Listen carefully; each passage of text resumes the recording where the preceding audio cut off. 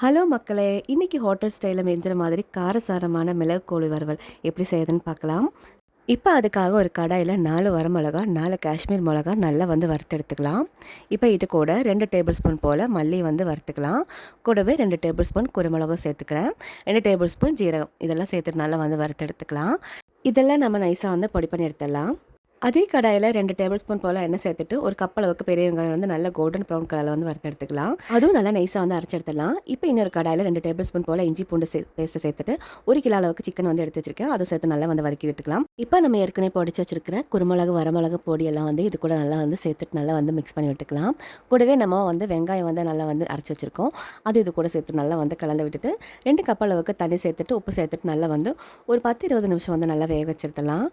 இப்போ பாருங்கள், ரொம்பவே டேஸ்டியான பெப்பர் சிக்கன் கிரேவி நம்ம ஈஸியாக ரெடி பண்ணி எடுத்துட்டோம். இதே மாதிரி நீங்களும் வீட்டில் ட்ரை பண்ணி பாருங்கள். அஸ்ஸலாமு அலைக்கும். தேங்க்யூ.